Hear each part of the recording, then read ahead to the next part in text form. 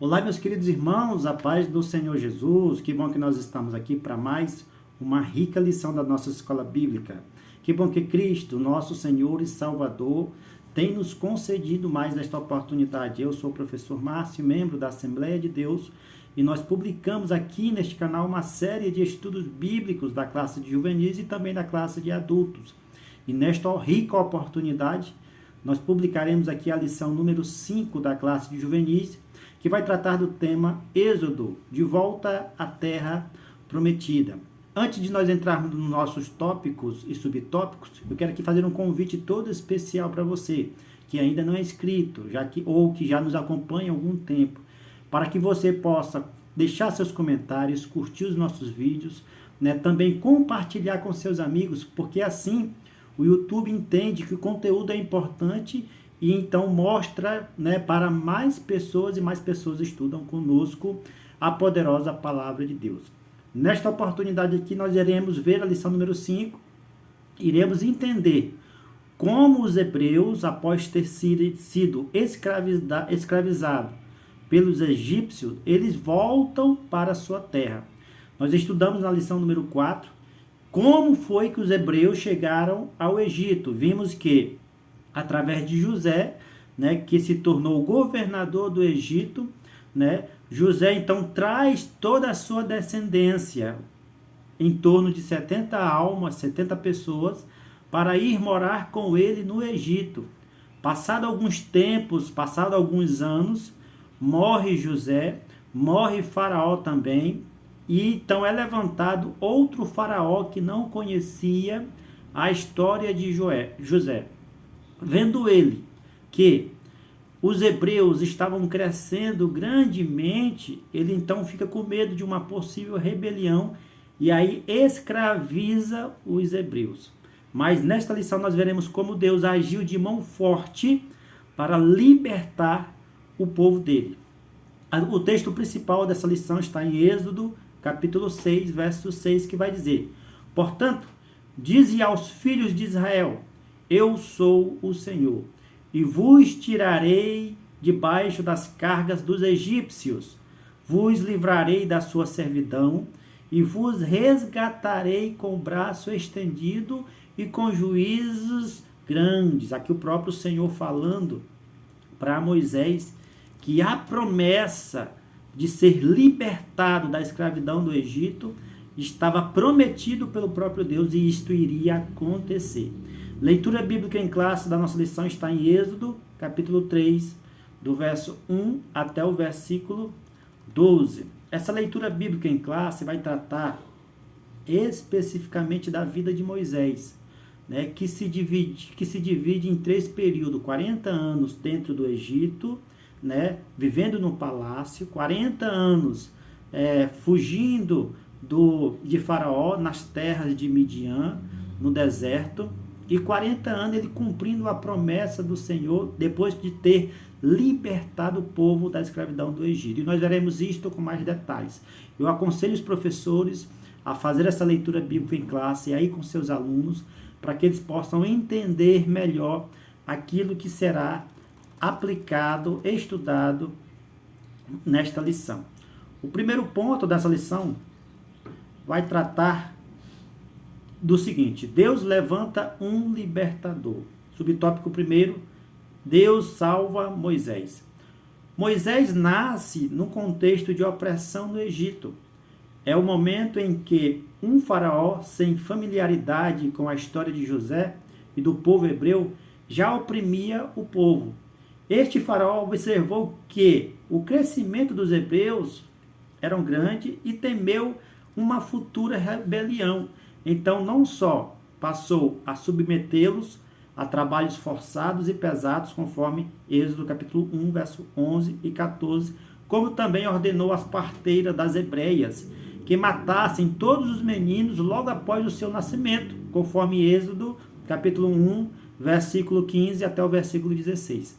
Moisés nasce nesse contexto, um contexto de opressão, um contexto em que Faraó está oprimindo os hebreus com medo de uma possível rebelião.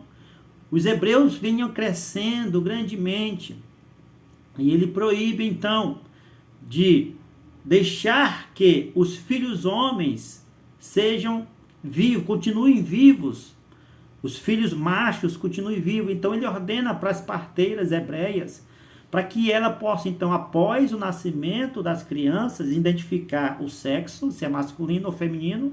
Identificando que era masculino, elas então deveriam matar as crianças. Faraó, percebendo que as hebreias não obedecem o comando de Faraó, então ele tem uma segunda alternativa cruel também, que é matar todos os filhos homens de 2 anos para baixo. Ele ordena que todos os filhos sejam mortos, né, de 2 anos para baixo. Moisés nasceu neste contexto de uma opressão terrível e grande e cruelmente sendo feita por Faraó, mas Deus livra Moisés das mãos, das garras de Faraó, da seguinte maneira: Joquebede, mãe de Moisés, tem o seu filho, esconde o seu filho durante um tempo. Após ela não conseguir mais conter e esconder o seu filho, ela coloca Moisés na beira de um rio, próximo aonde a filha de Faraó estava banhando. A sua irmã, a irmã de Moisés, Miriam, olhando de longe o seu irmão que estava dentro de um cesto na beira de um rio, observa para onde e quem encontraria o seu irmão. Percebendo então que a filha de Faraó, né, através do choro do neném, do choro do menino, né, é atraída ao seu encontro, encontra o bebê. Ela olha para o bebê, né, em primeiro momento ela gosta da criança, decide criar a criança. Miriam, percebendo o que estava acontecendo, se aproxima da filha de Faraó e indica a própria mãe da criança, a sua própria mãe, que ainda estava amamentando, né? Que estava ainda com leites nos seus seios, para que ela pudesse então amamentar Moisés. Olha só o plano de Deus, né, que acontece neste momento. Desesperado, Joquebede coloca a criança na beira do rio, né? A filha de Faraó encontra, né, Moisés. A irmã de Moisés, Miriam, vai ao encontro da filha de Faraó e indica a sua própria mãe para poder cuidar do menino.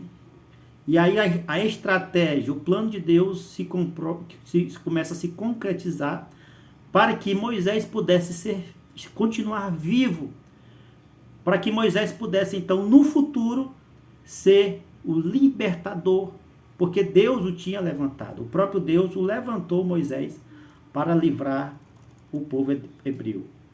Era plano de Deus que Moisés sobrevivesse. Subtópico 2, Deus chama Moisés.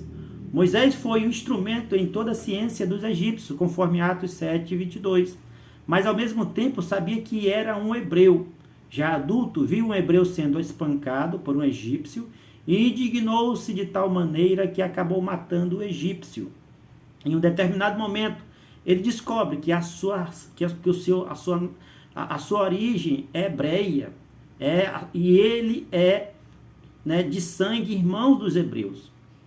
Ele, em um determinado momento, identifica, né, um egípcio oprimindo um hebreu, né, açoitando o hebreu. Ele se injuria, ele fica muito bravo neste momento, ele sente a dor dos seus irmãos e vai ao encontro do egípcio e mata. Por causa disto, por causa desta morte deste egípcio, o faraó fica sabendo, através dos outros hebreus, que denunciam aquilo que Moisés fez. E aí o que acontece? Ele foge para o deserto. Para que ele não pudesse ser morto pelo próprio faraó, né? Pelo próprio, podemos dizer assim, o seu próprio avô, né? Entre aspas. Ele foge para o Egito. E lá, no Egito não, ele foge para o deserto. E no deserto de Midian, é aonde acontece a sua chamada. O próprio Deus chama Moisés, aparece a Moisés, né, através do fogo que está sobre a sarça, que está ardendo, que está sendo incendiada. Só que Moisés percebe uma coisa, ele se aproxima e percebe que o fogo não consumia a sarça. O fogo estava em cima da sarça, porém a sarça não se consumia, o fogo não consumia a sarça. E aí, no momento em que ele se aproxima, Deus fala para ele que ele seria o libertador, que ele libertaria o seu povo e que ele tinha visto atentamente a opressão do seu povo. É o que ele diz aqui na nossa leitura bíblica em classe, meus irmãos. No versículo 7. E disse o Senhor: tenho visto atentamente a aflição do meu povo, que está no Egito, e tenho ouvido o seu clamor por causa dos seus exatores, porque conheci as suas dores. O próprio Deus, ele se incomoda com a opressão que o seu povo estava vivendo, e ele então toma a decisão de levantar um libertador, né? E através deste libertador fazer coisas grandiosas, sinais grandiosos, para que ele pudesse então cumprir a sua missão. Ainda no segundo subtópico diz o seguinte: tal situação chegou aos ouvidos de Faraó, que tentou matar Moisés, causando a sua fuga para o deserto de Midian. Nesse deserto, Moisés se casa com Zípora e tem um filho chamado Gerson. É também no deserto que Moisés recebe o chamado de Deus para libertar o povo. O Senhor Todo-Poderoso também aparece a Moisés numa sarça ardente que queimava e não se consumia. Êxodo 3, 1 a 2. A vida de Moisés, como eu falei para os irmãos, ela se divide em 3 períodos. O primeiro período, 40 anos, né, onde ele vive no palácio, aprendendo toda a ciência e toda a sabedoria dos egípcios. O segundo período é o segundo em que ele passa mais 40 anos também no deserto de Midian. Ali ele conhece o seu sogro, conhece a sua esposa, né? E ele aprende, né, todo o contexto de pastoreio. O terceiro período da vida de Moisés é quando ele está peregrinando no deserto após a libertação do povo, né, rumo à terra prometida. É no terceiro período, por exemplo, que Deus dá a ele as tábuas da lei, conforme Êxodo capítulo 20, ou seja, os 10 mandamentos. Nos 10 mandamentos, a qual ele entende a vontade de Deus, né, aquilo que o Senhor quer. É também no deserto que Deus também entrega para ele o código de conduta da santidade que está escrito em todo o livro de Levítico. O segundo ponto na nossa lição vai tratar o seguinte: o êxodo. Deus capacita seus escolhidos. Após receber o seu chamado, né, agora nós estamos dando continuidade, né, ao primeiro ponto que nós vemos aqui. Agora aqui o segundo ponto vai, após, né, receber o seu chamado, Moisés teme e sente-se incapaz. Estamos detalhando aqui, pensando que não será aceito pelo povo devido a todo o seu histórico. Ele se vê preso a vários obstáculos para o chamado que recebe de Deus. Entretanto, o Todo-Poderoso o encoraja dizendo que é com ele, e lhe revela o seu nome para ser apresentado ao povo, e 3 sinais como prova de que ele mesmo o enviou. Além de Deus falar para Moisés que ele, o próprio Deus, era com Moisés, estava com Moisés, para que ele não pudesse temer, o próprio Deus então também faz com que ele faça sinais na frente de Faraó e na frente de todo o povo, mostrando que o próprio Deus, Criador dos céus e da terra, era com ele. Um dos sinais, né, que Deus fez para que ele pudesse então mostrar para Faraó, né, um sinal do Deus Todo-Poderoso, é que quando ele joga o seu cajado no chão, o seu cajado se torna automaticamente uma serpente, e ele então pega na ponta do seu cajado e o seu cajado, da serpente, melhor dizendo, e a serpente volta a ser cajado. Outro sinal que Deus fez deu para ele é que ele colocou a mão no seu peito por dentro da roupa, e quando tirou a sua mão estava leprosa. E depois ele colocou novamente a mão leprosa dentro da roupa, em cima do seu peito, debaixo da roupa, e quando ele tira, está novamente sã. 2 sinais que o próprio Deus entregou para ele. E ainda mais, teve mais outro sinal que o próprio Deus fez questão de fazer com que Faraó percebesse e visse isso, que era, por exemplo, a água do rio Nilo, que ele joga no chão e ela então se transforma em sangue. 3 sinais poderosos, mas mesmo assim, Faraó, com seu coração endurecido, não atenta,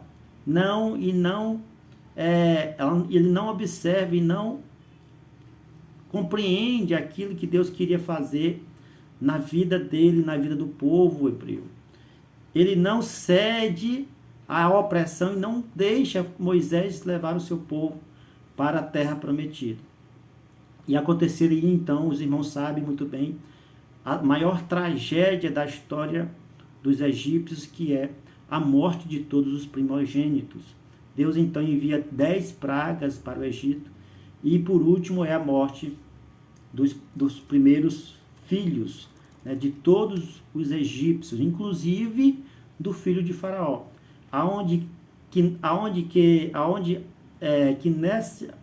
nesse momento, por ocasião disto, neste momento, então ele deixa os hebreus irem para a sua terra, mas depois ele endurece o seu coração novamente. O terceiro ponto dessa lição vai tratar sobre o deserto. Deus faz milagres no deserto. Deus liberta o povo através das 10 pragas. Moisés vai para o deserto, e no próprio deserto Deus continua com sua mão protetora guardando aquele povo, né? Mostrando ali sinais, né? E mostrando o seu poder para aquele povo. O primeiro subtópico desse terceiro ponto é: Deus faz milagres no deserto. Após a saída do Egito e a passagem milagrosa pelo Mar Vermelho, o povo passa a peregrinar pelo deserto, onde muitos milagres também acontecem. Deus envia uma coluna de nuvem durante o dia para aplacar o calor do sol, e uma coluna de fogo à noite para aplacar o frio noturno no deserto, conforme Êxodo capítulo 13, 21 ao 22. O povo também é sustentado diariamente com maná que caía do céu, alimento vindo, né, do céu, provido pelo Senhor, conforme Êxodo capítulo 16. E eu posso até incluir aqui, que não está na lição, Moisés também, ele vê a provisão de Deus, né, através da roupa dos próprios israelitas, que não envelheciam, né? Deus manda também carne para eles comerem. Mas mesmo assim, diante disso tudo, houve murmuração daquele povo, e é o segundo subtópico que nós iremos tratar aqui nessa lição. Fé versus incredulidade. Após tantos milagres e impressionantes, né, que dentre os 12 espias enviados para ver a terra prometida, 10 voltassem com um relatório tão incrédulo, Números 13, 26 a 33. Os 12 espias viram os milagres que Deus fez através do seu poder.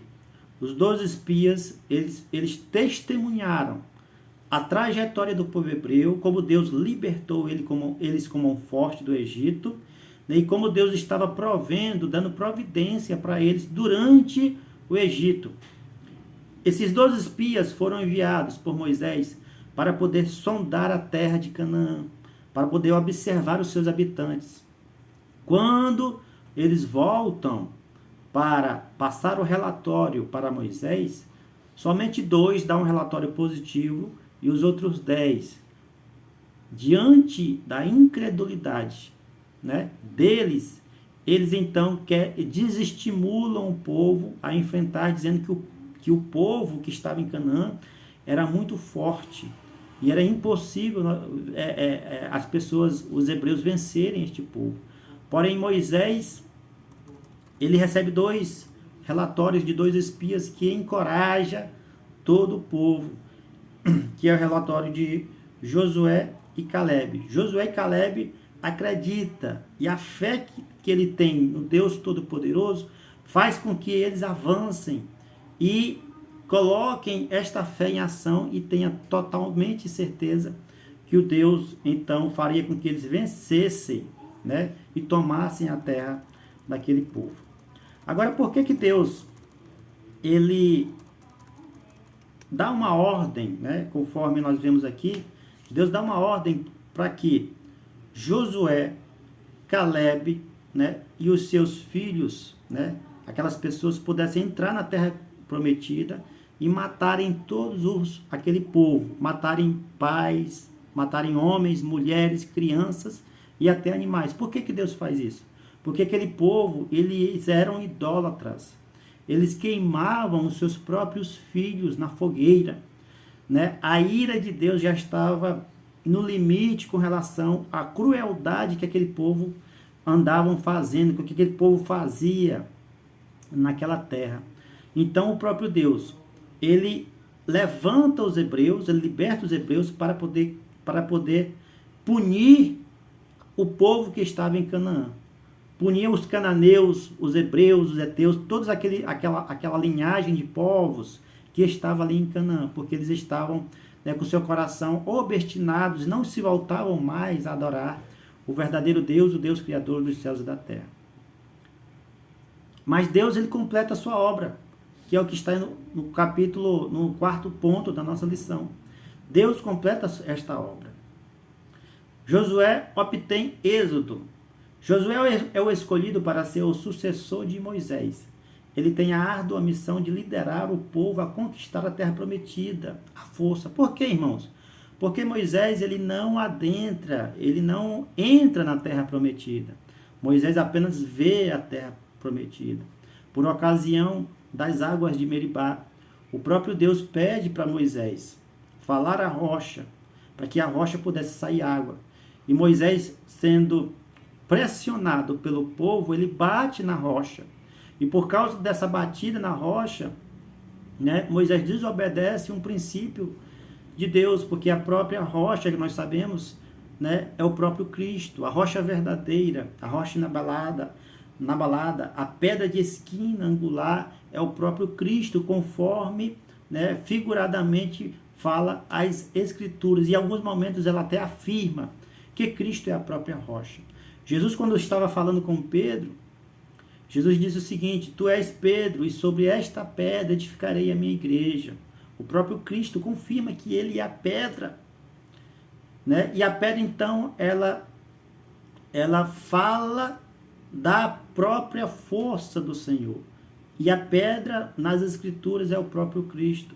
E esta pedra, a qual Deus falou para Moisés falar, para que ela pudesse sair água e não bater, né? Moisés faz ao contrário, bate, e por isto Moisés não entra na terra prometida, né? E é levantado o seu sucessor, que é Josué. E Josué tem essa árdua missão de levar o povo a entrar na terra prometida, a invadir a terra prometida, a conquistar a terra prometida. E ele tem sucesso nesta missão, alcança, conquista a terra prometida. E nós vemos então que a terra é conquistada no nosso segundo subtópico deste 4º ponto. A terra prometida é conquistada. Josué, aos poucos, foi conquistando Canaã, cidade por cidade, né? Se acomodarem e em grande parte da terra dominada e dividi-la entre 12 tribos de Israel. Josué foi conquistando cidade por cidade. Quando conquistou todo o território, ele divide a terra para 12 tribos, né? 12 tribos de Israel, que foi a que nós estudamos na lição número 3, né? Os filhos de Jacó, que se tornaram então, se originou então nas 12 tribos de Israel, que veio então, de uma delas veio o nosso Senhor e Salvador, Jesus Cristo. Após a conquista da terra, o povo vivenciou o cumprimento das promessas de Deus, passando a ter um local específico para habitar, um território definido e tornando-se assim uma nação de Israel. Após a morte de Jesus, General Tito, só para título de curiosidade, historicamente falando aqui para os irmãos, General Tito, no ano 70, após Cristo, depois de Cristo, ele invade Jerusalém, destrói a cidade, sitia a cidade, né, e o povo judeu ele é disperso. Quando foi em 1947, né, a ONU torna-se novamente, através de votação, torna-se novamente Israel como uma nação, né? E isto é concretizado antes de 2000, antes do século 20. Israel, ela volta novamente a ter uma terra, volta novamente a ter um território, e agora eles têm aonde plantar, aonde morar, né? E eles são novamente agora uma nação forte, promessa de Deus, de Abraão, até nos últimos dias, até no final das últimas coisas. A nação de Israel tem uma promessa forte para com o Senhor, né? E essa promessa se cumpriu, né? E ainda há outras promessas que irão se cumprir. Tá bom, meus queridos irmãos? A nação de Israel é um exemplo para nós cristãos, né? Que hoje, figuradamente, fazendo uma alegoria, eu posso até dizer assim, todos somos filhos de Deus, e a igreja do Senhor ela é composta tanto por judeu quanto por gentil, e a igreja do Senhor se fortalece a cada dia, por causa destas promessas do Senhor que não falha na nossa vida, na vida da igreja e também na vida do povo de Israel. Tá bom, meus queridos irmãos? Eu espero que você tenha gostado um pouco deste resumo, desta aula, desta quinta lição da classe de juvenis. Se você gostou, deixe seus comentários, né? Ajude-nos a alcançar mais vidas através desse ensino que transforma vidas, que capacita vidas e que principalmente converte pessoas a se encontrar e faz com que pessoas se encontrem com o nosso Senhor e Salvador Jesus Cristo, tá bom? Fiquem todos na paz e até a próxima, se Cristo nos permitir.